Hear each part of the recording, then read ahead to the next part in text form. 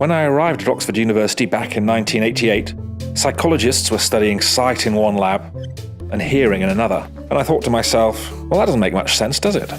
Historically, neuroscience and psychology has always explored the senses separately. The reality is, you cannot consider vision without also considering hearing, tasting without also thinking about smelling. All the senses are intimately connected. Multisensory perception turns out to be the norm and not the exception. This new cross-modal way of thinking, this sensploration, is leading to much richer multisensory memories and experiences. And beyond that, we have a whole generation of young people who are interested in this almost synesthetic connections between their senses and the surprises that that might bring. Today, more and more brands are investigating sensploration, and they're taking their notes straight out of the neuroscience textbook. In science, the principles we live by are to be aware of sensory dominance, to maximize the superadditive, and to minimize the subadditive or incongruent.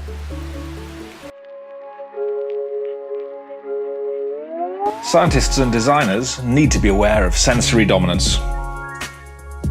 Let's take an example of hearing and vision. Watch this video. What sound do you think you're hearing? Whenever you look to the left, your brain will tell you you're hearing bar, but whenever you look to the right, you'll suddenly start hearing da instead.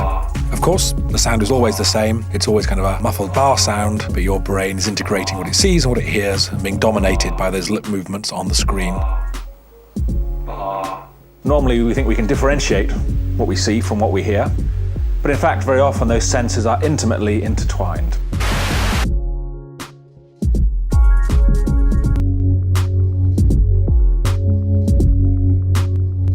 I've found that one of the best places to study multisensory interaction is food. Diners and restaurateurs are always surprised to learn that higher-pitched music will bring out the sweetness in a dish, whereas playing lower-pitched, more brassy sounds will accentuate the bitter notes instead.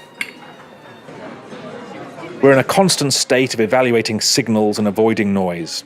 However, if two of the senses are activated at the same time, then the brain confirms it's worth paying attention to. This is what we were playing with the sound of the sea experiment, when people are tasting the seafood and their experience is enhanced by the sounds of the sea playing in the background. In the world of sonic seasoning, sound really is the forgotten flavor sense.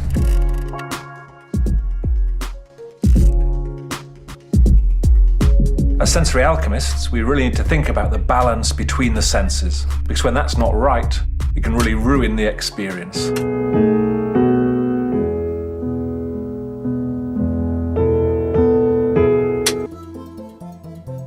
Another everyday example of subadditivity is when we're watching a movie and the voice that we hear has been badly dubbed. I can't help you.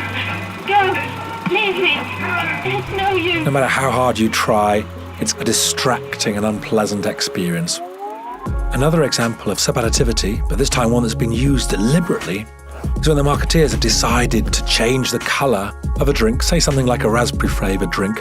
They make it blue. Raspberries aren't blue, so it's incongruent.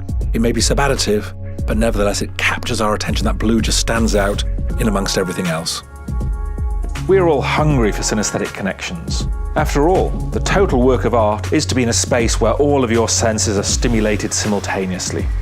A sensploration arms us with capabilities to enhance our experience. What new connections will we discover?